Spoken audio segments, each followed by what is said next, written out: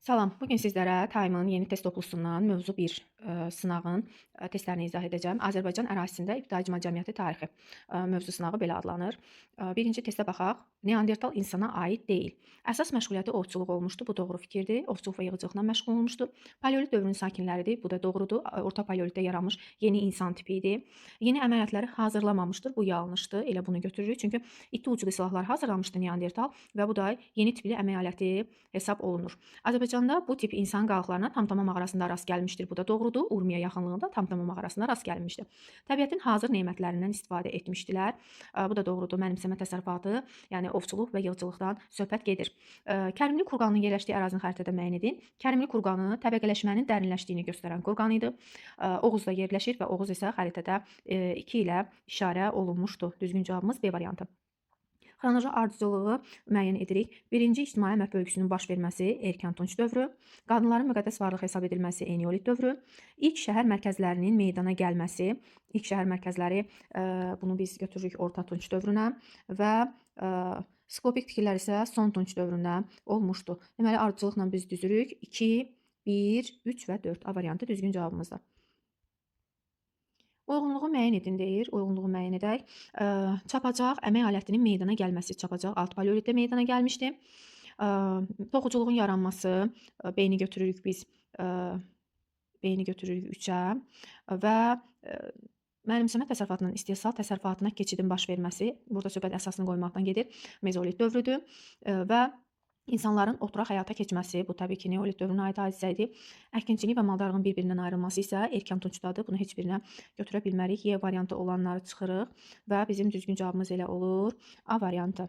Mənimsəmə təsərrüfatına aiddir. Ovçuluq və yığıcılıq düzgün cavab C variantıdır. Buna həm də deyirik biz istehlak təsərrüfatı. Əkinçilik maldarlığı isə istehsal təsərrüfatı adlanır. Eyler-Venn diaqramı vasitəsilə müqayisə edirik mezolit və neoliti. Ox və kamanın ixtira edilməsi mezolit dövrünə aiddir. Oturaq həyata keçildi. B-ni 2-yə götürürük. Toxa və oraq yarandı. C-ni də yenə neolit dövrünə aid hadisə kimi götürürük. Əhali əkinçiliklə də məşğul olurdu. Bilirik ki, mezolitdə də əsası qoyulmuş əkinçiliyin. D-ni ortaq götürəcəyik. Və ağıllı insan yarandı. Bu üst paleolitdə olmuşdu. Yeni də ümumiyyətlə yanlış variant kimi çıxırıq bütün variantlardan. Deməli bizim düzgün cavabımız olacaq C variantı. 1-ə A, 2-yə B, D, 3-ə də B, C, 3-ə də D. Verilənlərdən neçəsi doğrudur? Baxaq. Tağlar mağarasında 700 min il bundan əvvəl aid ocaq izləri aşkar edilmişdi. Yanlışdır. Azıq mağarasında tapılmışdı. Paleolit dövründə insanların tikinti vərdişinə yiyələnmişdilər. Düzdür. Alt paleolitdə elə ocağın kənarında qurulmuş, o daşdan hörülmüş isə tikili vərdişinə yiyələndiyini göstərir. Ulu icma tez-tez dağılan və mütəşəkkil sözü yanlışdır burada. Tez-tez dağılmağı düz olsa da mütəşəkkil deyildi. İnsanlar ilk əmək alətlərini çay daşlarından hazırlayırdı. Doğrudur. İbtidai icma quruluşuna tarixə qədərki dövrdə deyilir. Bu da doğrudur. Deməli bizim düzgün cavablarımız 2, 4 və 5, 3 variant düz olacaqdır. 3 fikir. Daha əvvəl baş vermişdir. Daha əvvəl baş verən seçməliyik. Səsli nitqin yaranması nə vaxt yarandı? Üst paleolitdə. Qəbilə icmasının yaranması o da yenə üst paleolitdir. Neandertal insan yaranması orta paleolitdir. Ana xaqanlığın yaranması üst paleolitdir və bacarıqlı insanın yaranması isə alt paleolitdir.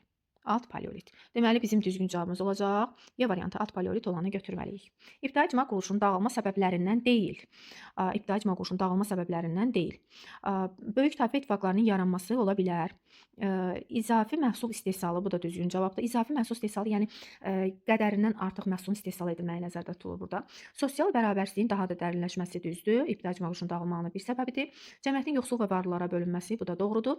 Amma qəbilələrin meydana gəlməsi yanlışdır. Çünki qəbilə meydana gəlib üst paleolitdə. İbtidai icma quruluşu isə ondan sonra görün nə qədər mərhələ keçibdi. Mezolit olsun, neolit, eneolit, erkən tunc, orta tunc və son tunc erkən dəmir dövründə artıq ibtidai icma quruluşu dağılır. Yəni qəbilənin yaranması ibtidai icma quruluşunun dağılma səbəbi ola bilməz. Qadının cəmiyyətdə nüfuzunun böyük olduğu dövrə aid deyil.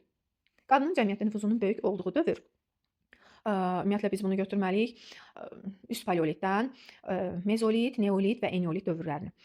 İnsanların ovçuluqla məşğul olması aiddir. İbtidai metal işləmənin əsasının qoyulması, bu da aiddir, eneolit dövrüdür. Mənimsəmə təsərrüfatına, istehsal təsərrüfatına keçidin baş verməsi neolit dövrüdür. Bağçılığın meydana gəlməsi, bax düzgün cavabımız bu olacaq. Çünki bağçılıq, bostançılıq kimi yeni təsərrüfat sahələri orta tuncda yaranır. Orta tuncda isə artıq ana xaqanlığı yox idi, ata xaqanlığı mövcud idi. Duluçuluqda saxsı qabları bişirmək üçün kürələrin yaranması da eneolitdir. Bunu da yenə ana xaqanlığı dövrünə götürə bilirik. Düzgün cavabımız burada D variantı. Müvafiq olaraq damcılı və zar mağaralarının yerləşdiyi əraziləri xəritədə müəyyən edin. Damcılı mağarası Qazaxda yerləşir, Qazax burdadır. Zar mağarası isə Kəlbəcərdə yerləşir, Kəlbəcər isə burdadır. Deməli, müvafiq olaraq deyirsə, biz birinci 3-ü götürməliyik, sonra 2-ni götürməliyik. 3, 2 D variantı düzgün cavab olmalıdır. 12-ci testə baxaq. Erkən tunç və son tunç dövrü Euler Venn diaqramından müqayisə edirik. Və əmlak bərabərsizliyinin yaranması deyirsə, artıq erkən tuncda əkinçiliyin maldarının bir-birindən ayrılması elə əmlak bərabərsizliyində başlanğıcını qoyur ki, maldar tayfalar içərisində varlanma daha tez gedirdi. İbtidai icma quruluşu dağılmağa başlandı. İbtidai icma quruluşu dağılmağa başlandı son tunc erkən dəmir dövründə. B-ni 2-yə götürürük.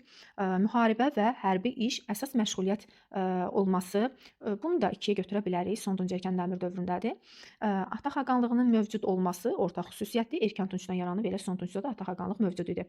Əhali dağlıq və dağətəyi zonalarda məskunlaşırdı. Bu da erkən tunca aiddir. Deməli 1-ə A-Y, 2-yə B-C, 3-ə isə D-ni götürürük. Düzgün cavabımız B variantı olur. 13-ə baxırıq. Orta və son tunç dövrlərini birləşdirən hansı xüsusiyyət onları erkən tuncdan fərqləndirir? İnsanlar arasında əmlak bərabərsizliyinin olması, bu artıq 3-ündə də olacaqdır. Ona görə götürmürük. İnsanların təsərrüfatda bostançılıq və üzümçülüklə məşğul olması. Baxın, bostançılıq və üzümçülük yaranmışdı orta tuncda. Son tuncda da mövcud ola bilər. Amma erkən tuncda bu yox idi. Ona görə düzgün cavabımız elə B variantı olacaq. Köçmə yalaq maldarlığının meydana gəlməsi erkən tunca aiddir. İctimai əmək bölgüləri hər 3 dövrdə olmuşdu. Erkəndə 1-ci, ortada 2-ci, son tunc dövründə isə 3-cü ictimai əmək bölgüsü. Və duluzçuluq qablarının üstünün müxtəlif naxışlarla naxışlanması. Bu da bilirik ki, elə eneolit dövründən də qabların üzərini naxışlayırdılar. Ona görə erkən tuncda da, orta tuncda da, son tuncda da bu xüsusiyyət var. Daha sonra baş vermişdir. İbtidai incəsənətin meydana gəlməsi. İbtidai incəsənət meydana gəlmişdi üst paleolitdə. Daşların deşilməsi, cilalanması neolit dövrüdür. İlk metalın əldə edilməsi eneolitdir. Yaxın şərqlə əlaqələrin yaranması eneolit dövrüdür. Ata sitayiş ayininin meydana gəlməsi isə son tunc erkən dəmir dövrüdür. Düzgün cavabımız elə Y variantı olmalıdır. Son tunc erkən dəmir dövrünə aiddir. Oxşarlığın düzgün verilmədiyi variantı müəyyən edin. İnsanlar paleolit dövründə olduğu kimi mezolit dövründə də ovçuluqla məşğul olurdular, doğrudur. İnsanların ilk məşğuliyyəti yığcıl ovçuluq olmuşdu. Mezolitdə də yenə oxyaman kəşfindən sonra ovçuluq əsas peşə olmuşdu. Tunç dövründə olduğu kimi daş dövründə də insanlar metaldan istifadə edirdilər. Daş dövründə biz eneoliti misal görürük. Ona görə bunu da doğru kimi götürə bilərik. Neolit dövründə olduğu kimi eneolit dövründə də qadın cəmiyyətdəki nüfuzu böyük olmuşdu. Bu da doğrudur.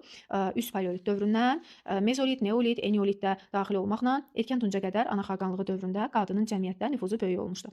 Erkən tunç dövründə olduğu kimi son tunç dövründə də təsərrüfatda atdan istifadə edilirdi. Bu da doğrudur. Hətta biz erkən tunç dövründə görürük ki, atdan istifadə edilir və son tunç dövründə artıq ata sitayiş ayini meydana gəlmişdir. Erkən tunç dövründə olduğu kimi orta tunç dövründə də iri tayfa ittifaqları yarandı. Bax, yanlış olan elə budur. Çünki erkən tunç dövründə sadəcə biz ona deyirik tayfa, amma orta tuncda artıq biz deyirik ki, tayfa ittifaqları. Biri fərqlidir. Baxaq hansı fərqlidir? Oğlanqala, 2-ci Gültəpə, Göytəpə, Üzərliktəpə, Sərkərtəpə. Düzgün cavabımız burada Y variantı olmalıdır. Niyə? Oğlanqala, 2-ci Gültəpə, Göytəpə və Üzərliktəpə bunlar orta tunç dövrünə aid ilkin şəhər tipli məskənlərdir. Amma Sərkərtəpə isə erkən tunca aid ibadət evi, aşkarlanmış abidəmizdir. Düzgün cavab Y variantı. Mezolit və neolit dövrlərini birləşdirən hansı xüsusiyyət onları paleolitdən fərqləndirir? Paleolitdən fərqləndirsin.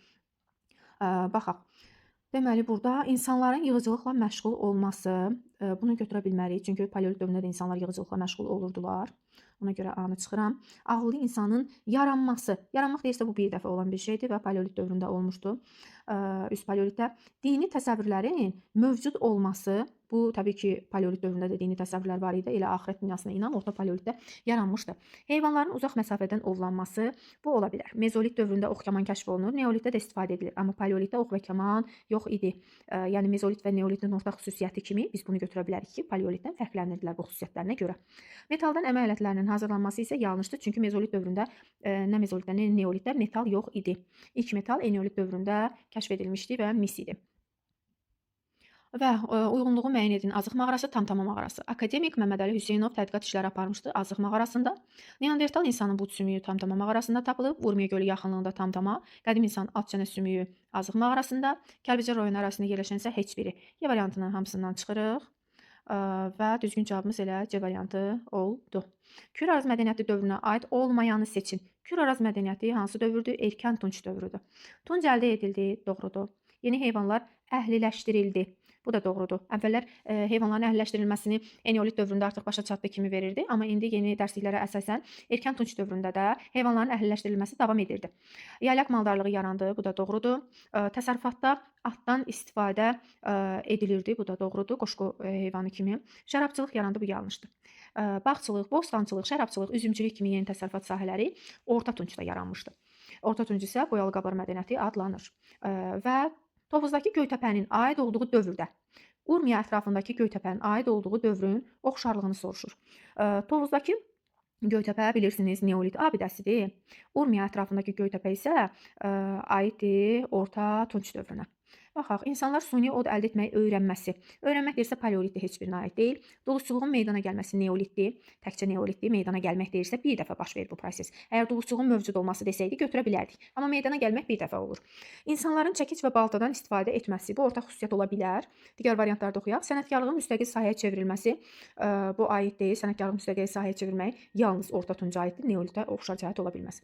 Yaxın şərqlə əlaqələrin mövcud olması da, bəli, bu da yalnız Orta Tunca aiddir. Neolitə aid edilə bilməz. 20-də də düzgün cavabımız C variantı. Belə bu günlük bu qədər.